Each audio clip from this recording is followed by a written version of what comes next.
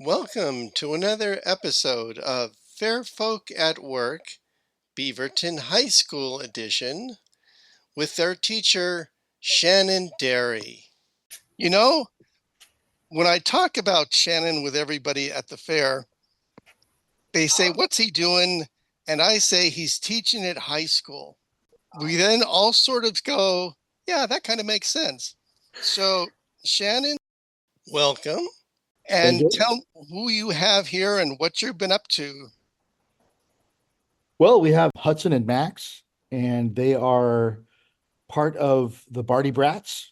And the Barty Brats are a group that I put together a couple years ago to bring kids to the fair, keep the fair alive. Where Kind do of you get these kids? from my drama program at Beaverton High School. I teach them the old shows, the old narrative shows, and how to pass the hat and how to play games and how to do stuff on the street and how to have fun at the fair. We do two or three, so it used to be three, but now we do one of the Renaissance Fair here in Oregon. We do the Canterbury Fair, and we might do the Shrewsbury Fair as well. It's real fun. The parents come along and we camp out and we're just like a guild at the Renaissance Fair. And we build a stage and we decorate it and we paint it up and we some of the kids write shows once they learn the style of theater for the Renaissance Fair and they write a show. Some of them do the old classics like the one you wrote, Ye Old Tale of Good King Arthur. Thank you very much. We learn how to I'm pass the still hat. waiting for the residual check. It's in the mail. Oh, yeah. Okay. I'll look for it. Yes, yes, please do. It's one of those things that I thought fair was such an influence on me as a kid. I felt so lucky to be able to go and be and participate in this place that valued learning, that valued talent, that valued humor, that valued all these really wonderful things that at school we do value it, but it's not in the real world. And here's a chance to try all the stuff we teach in the classroom, but in the real world and a chance to just to have fun and to be in that whole immersive Renaissance Fair experience, which I think is amazing. I think Phyllis created something that's so valuable for people, but for kids especially. I think being a fair brat like I was pretty lucky, being in a safe, fun environment that was caring and that was based on humor and art and creativity was so valuable. And having done the fair circuit for a couple of years, started seeing that the fairs are changing and we're getting a lot of circuit acts. Not that they're bad, they're great. I love them, but that's all there is now. And when I grew up, there was commedia troops, there was little groups of people, groups of friends who would come together and put together narrative plays, period plays. There was Canterbury Tales and uh, And then, yeah, how about we hear from the kids themselves? absolutely. So here's what's going to happen. Max and Hudson have been given a question to answer ahead of time.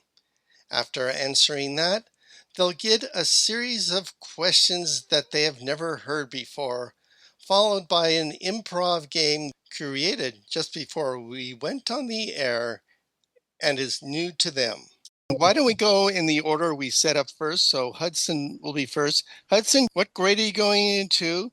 And then answer the first question. What was the time that you first saw something theatrical and thought that was something that you wanted to do? Then, what thought or action or person propelled you to actually do something on stage? Yeah, my name's Hudson. I'm going into junior year. To answer the first question, the first time I saw something theatrical was actually my grandma. She writes and performs her own plays back in Utah. She's been doing that since I was born. So it's always been kind of a thing.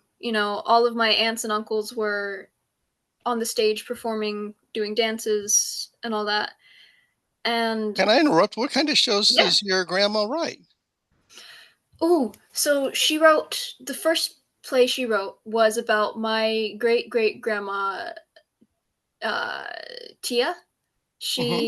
It's about her life and her story living through the Great Depression and a bunch of difficult things.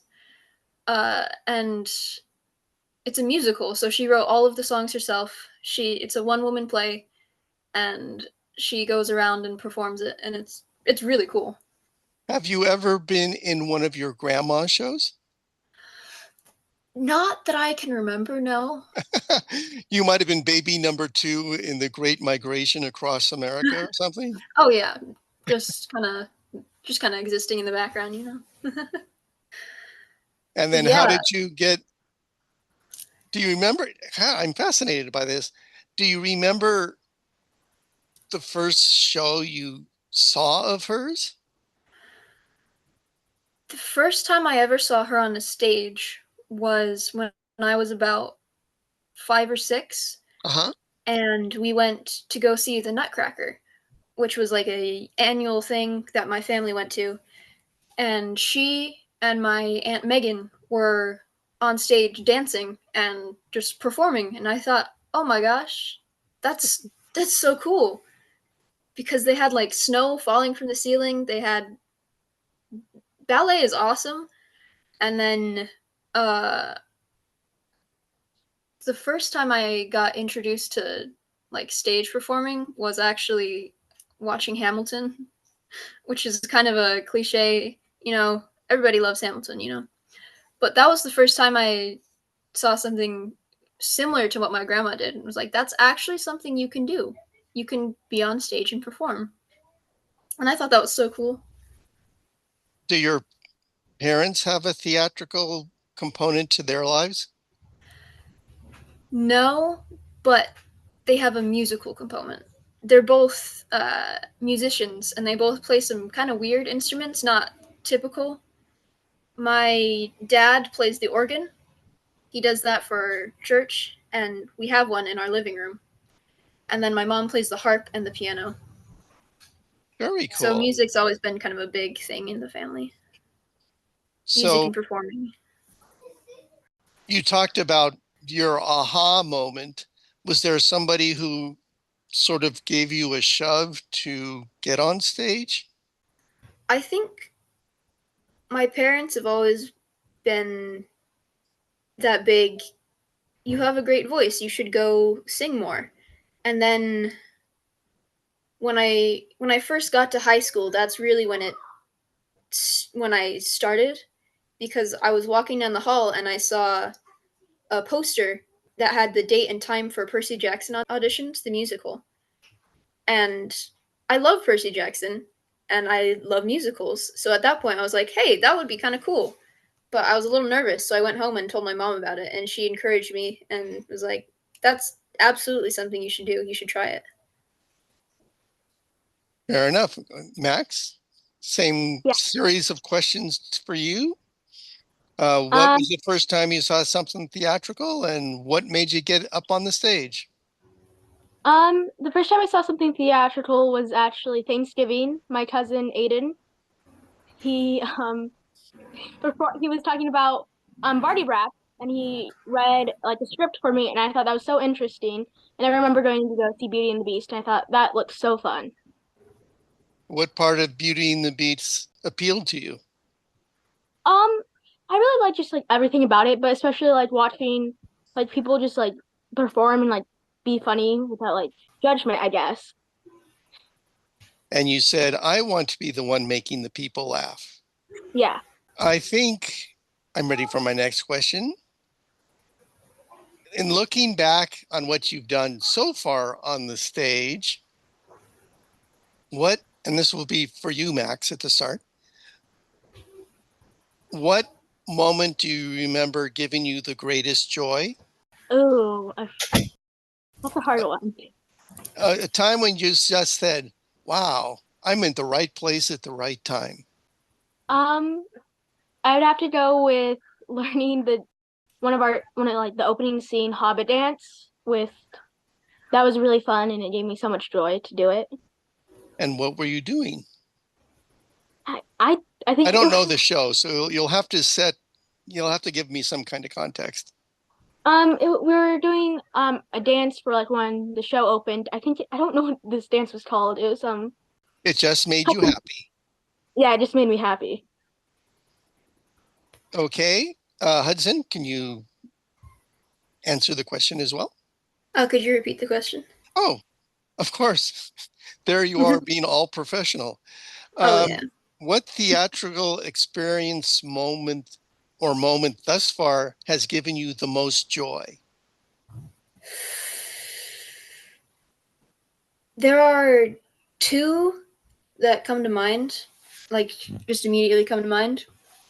The first one would be in a production we did, Dr. Horrible, and I was cast as Moist, who sounds, it's exactly It what you think sounds it like is. a choice role. Yeah.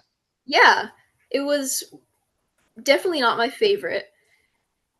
The costume was, I was just drenched in water constantly, so I was just sopping wet. But I had, Let's pin this and talk to Shannon, the director, a little later about how you made this choice to cast Matt as Moist. But Oh, continue, please, as you're drenched yeah. on stage. So Moist was the main character's sidekick, and he had a little song. And I think that was the first moment, as it was like a jazzy, upbeat little thing. I had a top hat and a cane, and I was doing kicks everywhere. There was one. Do you There was one remember? night. Can you? I'm sorry to interrupt, but No, can it's you okay. sing a few bars from Moist's entrance song? Oh gosh, yeah, I can try.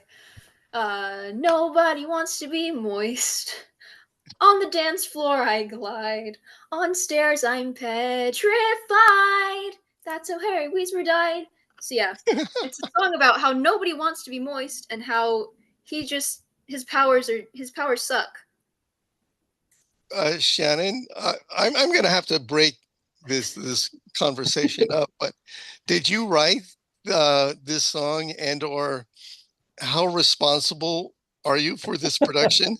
For that particular production, we had it was a student directed piece. It was from Dr. Horrible's what's the full title? Sing Dr. along blog. Horrible Dr. Horrible's sing along blog. blog.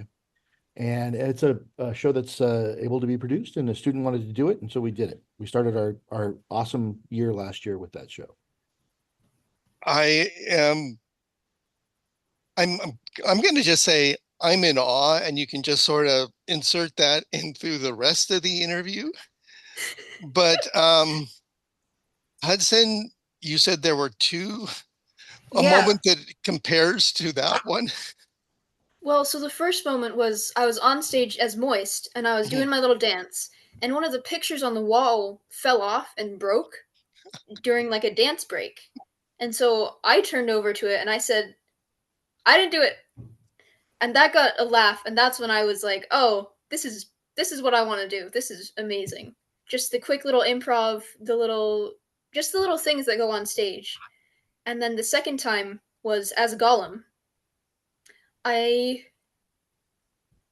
The whole Hobbit show is very upbeat and very light, except for my scene. My scene, the lighting goes all blue, which is not a color that's in the lighting scheme.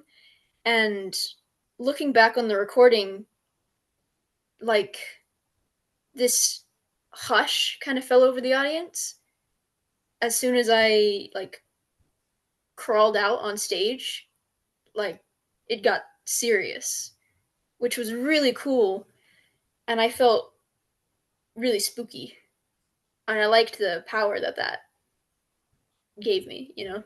Shannon, why do you like the floor so much in your um moving right along? I'm going to give the next question to Max to start off with, and I'm going to switch back to faire, and I just like to get your impression of what faire is like. I thought it was really cool. It was very like um it felt like a very happy place, and it like felt very safe, like especially with it being so big and open, and then just Okay, like getting with people. give me 5 adjectives you would use to describe faire to somebody who's never been there. Guys, I forgot what an adjective is, and Shannon, the teacher, who's teaching high school English summer school, would you like to jump in on that? So you remember adjectives a describing word? oh yes, Yeah. okay. I'd say it's very lively. Like lively and like upbeat is definitely one of the things I would say. How does your body feel when you get out to fair? Excited. What was your fair costume? Um, I kind of look like a peasant. I actually used my Hobbit pants again. That was it was very like light, so I wouldn't get too hot. Fair enough. What made you want to be a peasant? I'm not sure actually. You already had the pants, so Yeah. the rest Just of the it value followed. of- Okay, Hudson, same thing for you. What was your first impression of fair? My first impression of the fair was that it was a very tight knit community that had been going on for a long time. It was there were a lot of connections and people that you could meet, and people who are like friends that don't see each other very often. That's actually quite perceptive. What was your fair costume? My fair costume was a lot of it. So this was my second year. So my first costume was all of the stuff from the department, and I was a little bit more fancy. It was all blue, all very ruffles. But this year, I got a bunch of stuff off of Amazon and toned it down a bit. So I have like a little pouch thing and a green little vest and boots. My pants haven't arrived yet. They still aren't here, so I'm just wearing black leggings underneath everything. But it's definitely more of like a also a peasant vibe because that's just Yeah. me, you know. I'm a peasant. You're very much peasant-like, yeah. Thank you. I pride myself on my peasant vibes. I think it's also your turn to do the next question. Ooh. How does your experience at fair compare to non-fair theatrical experiences that you have done? The fair is a lot more improv and bouncing off of whoever's in front of you. Stage productions are more scripted, like you know what's going to happen, and there's still a little bit room for improv, but not as much as you would get at the fair. Max, it's your turn. What Um, how do you feel working out at the fair versus being on stage? Patrons on real seats rather than hay bales. it's definitely a lot more improv, like Hudson said. Um, Most of what I'm doing is like stage managing, and that's very new to me, even though and I enjoy it very much. Like it's very different from stage managing a normal show, like during like Mamma Mia or like The Hobbit. What do you like about stage managing? I just like being able to see like the audience watch these people's shows and like how every time they just like improv because every show's like a little bit different with some things. Max, if you could start your own fair, what time period or fantasy world would it be? And what would be your role? Oh. Um, I think I would stick with like the Renaissance times. I Okay. definitely like time period. Maybe like a night. Mm-hmm. I think a night would be really cool to do. Well, how would your Renaissance fair be different from the Silverton Canterbury fair? Um, I'm not sure. Okay, fair enough. Because the Canterbury fair, I would like to point out to my listening audience of maybe 20, is that it is a nice fair. It's in a nice, there are a lot of trees. It really looks nice. And the people there are, you know, I would say it tends a little bit more towards pirates and elves Yeah. than your fair in Agora, but it has a very nice vibe to it. Mm-hmm. Okay, Hudson, you get to make your own Renaissance fair. What time period or fantasy period would you do it? I would do it in either the 1700s, 1800s, that time area. It would be. I'm kind of thinking on like a dock, Okay. like more. You've just arrived in this new place, and there's a bunch of stalls and cool things that you can look at. Like, welcome to this place. It would be, I think, more 1800s. Why the 1800s? That's my favorite time period. And why is it your favorite time period? Because the clothing in that time period is so cool. Hmm. Like we we've downgraded. I want to go back to the 1800s style of clothing. And what would be your role in the 17th century fair? I would be I'd be the town beggar. I'd be the town weird guy who goes up and like harasses people and gives them cool trinkets. And mutters into their beard and Yeah. yeah, that sounds like fun. Yeah. And so you get to answer the next question first. Yep.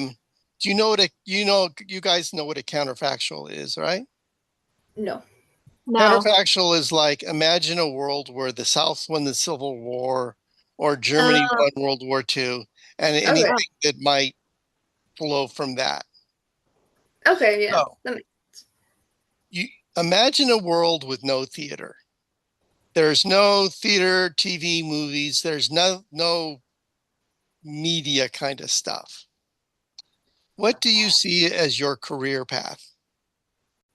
Honestly, probably the same career path I'm going towards now, which is a funeral director Okay. or an embalmer. But I do see myself going into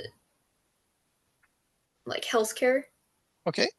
like, but for animals, pets. A veterinarian. Yeah. Yeah, I've always liked that too. Is there a particular type of animal that you would gravitate towards treating? Birds and cats. Maybe You realize hamsters. as you put the two together, that would not be a good thing? Yeah, no, that probably wouldn't be good. I probably Well, the shouldn't have. cats would probably appreciate it. The birds less so. Yeah, the birds they would not like me.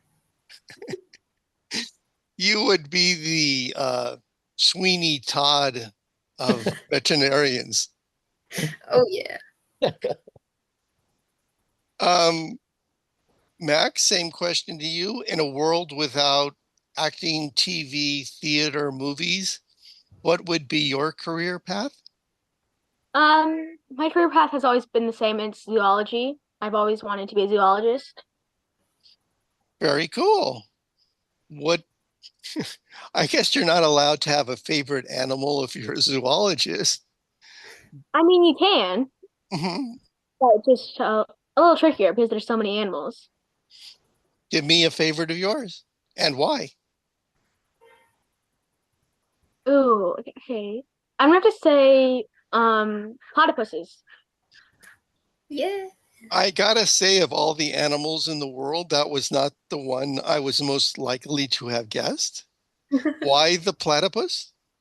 They're the only mammal that can lay eggs, which I find very interesting. That was a remarkably succinct answer. Thank you very much. Is there, well, wait a minute. Is there a lot of demand for platypuses in zoos these days? Well, zoology is a very big thing, but a lot of zoologists just study animals instead of working in a zoo. Okay. Yeah, so I don't know, studying platypuses would be a very interesting thing to do. What is the natural, excuse my ignorance, but what is the natural habitat of the platypus? It's like murky water, like rivers. Okay. And I think, what is it called? Got to think about my geology. Geology. That's the wrong thing. How about geography? Yeah, geography. That's the right one. I think they live.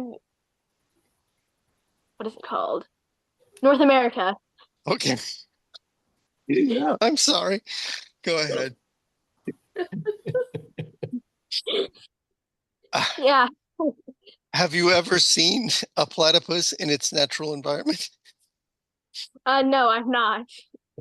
Have you seen a platypus in its zoological environment? Uh, I think I actually have. I was really little though, so It somehow made an impression that and it's laying eggs on that yeah. has not left you at this point. I'm going to have to take a moment to drink some water. It's amazing. Hydrate or dihydrate. I'm going to try an improv here, but it's not going to be your traditional give me an adjective, a verb, and a number kind of thing. But it's going to be a little more structured. And it's going to be Hudson is going to talk first, and that at a certain point, I'll break off, and then Max will come in as the next character that is introduced. And we'll go back and forth like that. So it's not say it's the first thing that pops out of your mind, although that can be entertaining as well as we've demonstrated. But I think I mentioned that this will be edited down. So all the pauses of people thinking will not be translated into what people will hear. So you will come across as much more coherent. So take your time to go, Oh. Hudson, you get to start. Okay. You are you. You're your age. You are just, you. Yeah. Think about the essence of Hudson and Gotta get in character. get into character. Yes, well done. Imagine that you have just won the Academy Award. Congratulations. Whew. The only thing I want from you to tell me is what category you won the Academy Award in. Academy Award is like Movies. what is it? Movies. Okay. I probably won it for in a creepy role, So acting. Let's say you're the best supporting actor. Best support. Or do you want to be the best actor? I mean, it's an entirely, those are the two categories in acting. Best supporting actor, yeah. Okay. Now what I want from you is your acceptance speech. The only thing different being that the band has been told to sit on their hands, and you can take as long as you like for your acceptance speech. All right. My acceptance speech would go a little something like this. Thank you for this beautiful, thank you for this beautiful Oscar, I've always wanted one of these to put on a shelf. I'm gonna take this time to thank my knees for carrying me through all of the pressure I've put through them while crawling around and jumping on stuff. I guess people thank their families and stuff and these kind of things. So, like, shout out to mom. Woo! And my cat. My cat's been there for me through this entire, production of which gave me this beautiful award for Best Supporting Actor. Oh, that's it. Now one of the traditions of the Academy Awards is after you win one, you do the morning TV shows the next day. And so we're going to go to the studios of Beaverton AM, where you're meeting the host, and I will interview you as said host, okay? Ooh, okay. My guest here today had a quite eventful last night where she won the Academy Award for Best Supporting Actress. I'm talking about Beaverton's own Hudson Morissette. Merced, yeah. Well, Hudson, thank you for coming here so early in the morning. I imagine you had quite a night last night. Oh yeah, I hate late evenings and I hate early mornings, so being here is kind of tough, but it's worth it. So did you get much sleep last night? You know, I left early, like 3 hours early, just to be able to sleep, which I do at Oh, every practice. oh. Well, Shouldn't be a getting back to your uh, performance, the film was called Zombie Beach Party Bingo, and your role was Annette. What drew you to the role of Annette in Zombie Beach Party Bingo? Well, you know, I've always been, ever since I was a child, I've always liked zombies. And when I heard this show was coming out, to me, Annette seemed like the strong, independent woman type character. And I know I don't really fit that role, so I was kind of surprised when I got cast as it. But I think I made it work. You know, with all the action sequences and all the bingo fights, you know, with those zombies. It's tough. Well, you were recently voted the Worldwide Critics Circle Greatest New Talent, and you were the worldwide #1 box office star for the second year running. Oh, Why do you think you are so successful on so many levels? it's because I'm so attractive, you know? Nobody can resist this face. No, Well, you know, the world's always needing some new talent. I think I bring a lightheartedness and humor to what can be seen as a very serious profession. Um, is there anything in your training or background do you think leads to that place where you are at? all of the Renaissance fairs that I've been to have helped my improv skills and communicating with other people, as well as all of the shows that I've been in and starred in, because, you know, I got all of the main roles and all of the high school performances that I've been in because I'm just that great. But I digress. Well, that actually leads to my next question, which is how do you stay so humble? I'm the best at being humble, if you couldn't tell. I should win an Academy Award for that, just because I'm so good at it. But definitely remembering where you come from. Like, you didn't start out this great, and it takes a lot of work to get there. So Right. remembering that other people are still on that journey, and that you you know you aren't always going to be at the top. That helps. My sources tell me that at one point you could have discovered the cure for cancer or become an actress. What what propelled you to go that direction? You know, acting's pretty cool. Cancer's not that cool. Well, no arguments there. I see you brought your friend to the studio with you, and that's a deep part of your humble nature to spread the joy. Oh Um, yes, and Max, this is your coming up. this is Um, my best friend from childhood. We grew up together. You know. Next door neighbors. Yep.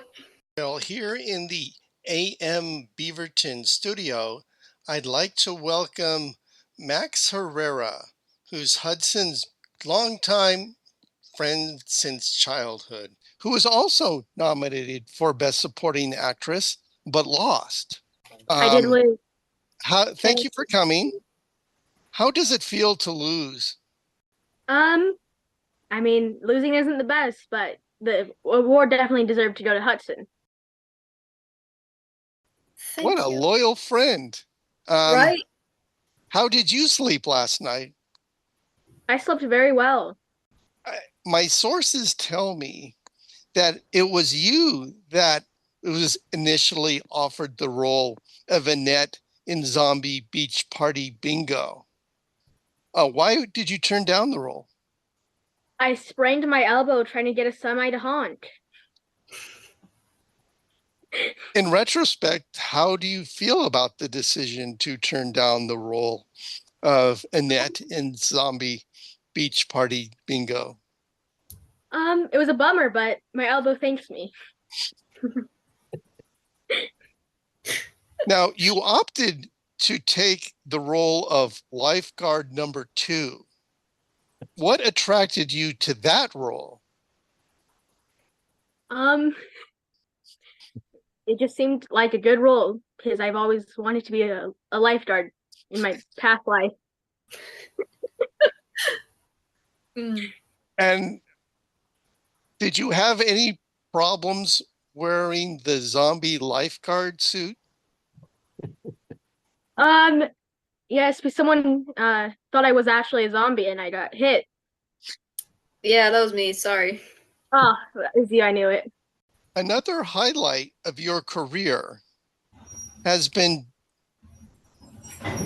when you were the spokesperson for Benny's used muffler store located outside of Medford. Can you tell me what joy do you have being a muffler spokesperson wearing a muffler outfit? So many joys about being a muffler spokesman. You get you get a 50% discount. Yeah, that's one of the biggest perks. How does it feel to wear the muffler costume? It's very itchy. Can you tell me what a muffler is?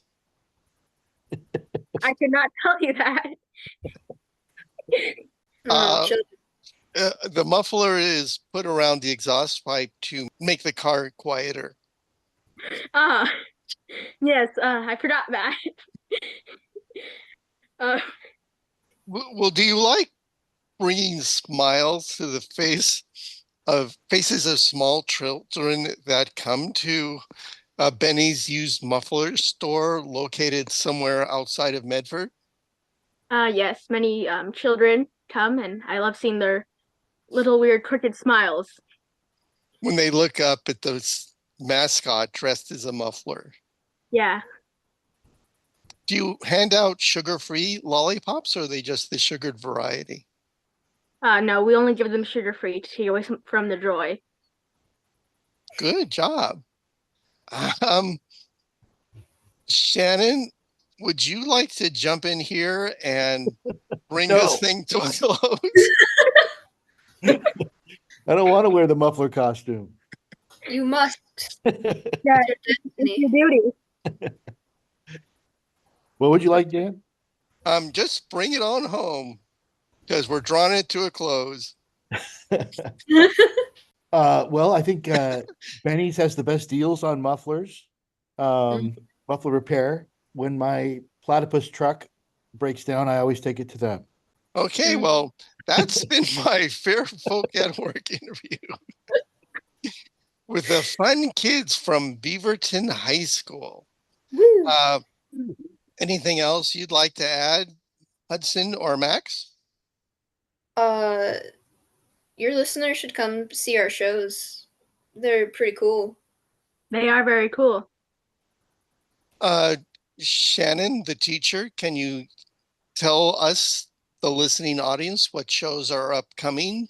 Coming up this year, we're going to start the year with the Addams Family musical. And we're going to do a holiday show called The Game's Afoot by Ken Ludwig. It's a really fun holiday Sherlock Holmes kind of murder mystery. We've got 3 student-directed projects. One of them is The Outsiders. One of them is a musical about a village called Townsman. And one of them is a adaptation of Breakfast Club. And then we're going to end the year up with a play called Be More Chill. So 2 big musicals, lots of stuff. And then we're going to go to state festival and do all kinds of other stuff too. So Is there some place people out there can get tickets or information?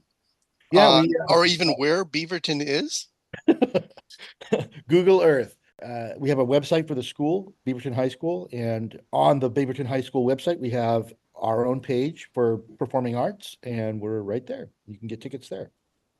Well, there you go. Thanks for much. And special thanks to Hudson and Max and teacher Shannon. And I think I will find the recording button. Hopefully. And here we go. Stop recording. That's my July 2024 interview with Shannon Dery of Beaverton High School and 2 of his students, Max and Hudson. If you have questions or comments you'd like for me to pass along to Shannon, you can email them to me at djng@earthlink.net. Questions about the podcast itself can be also emailed to me at djng@earthlink.net. Finally, if you or somebody you know would like to be on Fair Folk at Work, email me at djng@earthlink.net. I've been your host, Dan McLaughlin, and thanks for listening to another episode of Fair Folk at Work. But that's it for this time. Thanks for listening. Bye-bye.